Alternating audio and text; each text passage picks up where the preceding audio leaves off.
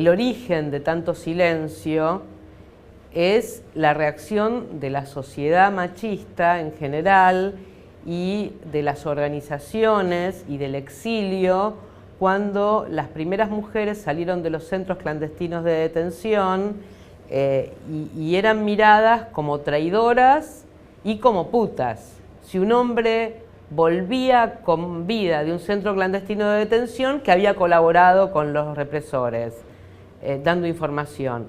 Y sobre la mujer pesaba esta misma sospecha y además la sospecha adicional de que había tenido sexo con los represores a cambio de su sobrevida y que por supuesto lo había hecho por propia voluntad y de buen grado. Y en general el ambiente de los organismos de los derechos humanos y de los familiares de desaparecidos que no habían sobrevivido tenía una pregunta a flor de labios para nosotras. ¿Y vos por qué sobreviviste? Y como dice una compañera mía, Elisa Tocar, coautora de otro de los libros en los que participé, Ese infierno, ¿por qué nos preguntan a nosotras por qué sobrevivimos? ¿Por qué no les preguntan a ellos por qué mataron tanta gente? Como en los campos de concentración nazis, los sobrevivientes de los centros clandestinos de detención argentinos no tenemos una respuesta a por qué sobrevivimos, porque hay gente que hizo lo mismo que nosotros y no sobrevivió. En realidad no hay una pauta o una línea de conducta con la cual uno podría haberse asegurado la sobrevida. No existe. En el libro están todos los matices de la violencia sexual ejercida contra las secuestradas, contra las prisioneras.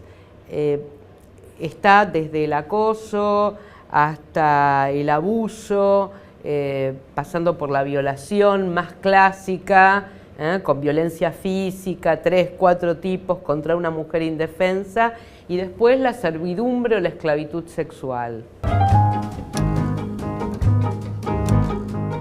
En el centro clandestino de detención, una mujer, por ejemplo, que no sabe dónde están sus hijos menores, o sus hermanos menores, o su familia, y recibe el beneficio, entre comillas, de una llamada telefónica, si después es abusada sexualmente, tiene la fantasía de que si ella no hubiera dicho que sí, ese represor, ese torturador no hubiera abusado de ella. Y esto era promovido dentro de los centros clandestinos de detención por los propios represores que demonizaban a esa mujer abusada, diciéndole a sus compañeros que ella era la delatora, que ella era la traidora.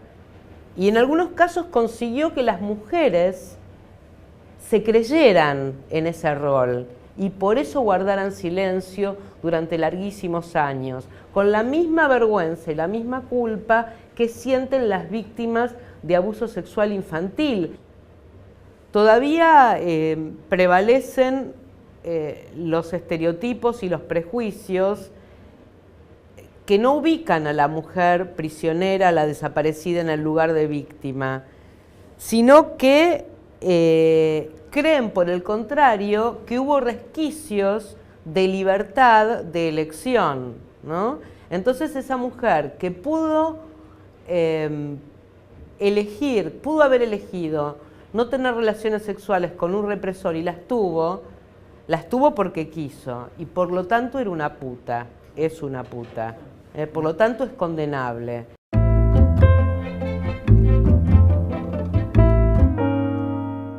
En todos los centros clandestinos de detención se generaron con diversos matices delitos sexuales y en algunos, como pudimos comprobar en la Escuela de Mecánica de la Armada, hubo órdenes expresas. En otros estaban dadas las condiciones para que mujeres desnudas, jóvenes, atadas, encapuchadas, fueran violentadas sexualmente. ¿Y por qué hablo de los matices? Precisamente por esto que decía. Por ejemplo, en la cueva de Mar del Plata, la orden era las mujeres para los suboficiales, las propiedades materiales, los departamentos, las casas, para los oficiales como botín de guerra. Y en la ESMA estaba prohibido que los suboficiales accedieran al cuerpo de las secuestradas e incluso hubo casos en que fueron sancionados por hacerlo y en cambio estaba todo bien, como decía el Tigre Acosta, parafraseando el Tigre Acosta, con los oficiales. Es decir, las mujeres eran alentadas y era interpretado como un síntoma de recuperación para los valores de la sociedad occidental y cristiana, de esas prisioneras, que las mujeres se acostaran con los represores. Vos fíjate qué paradoja. ¿Qué te dicen cuando te asaltan en la esquina? No se te ocurra resistirte. Largá la cartera, el celular, la plata, dales todo, a ver si todavía te matan.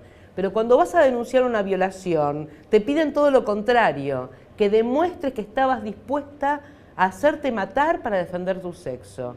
Y yo me pregunto, ¿qué valor tiene el sexo de las mujeres socialmente que nos están pidiendo para creernos que no fue con nuestro consentimiento que nos violaron realmente?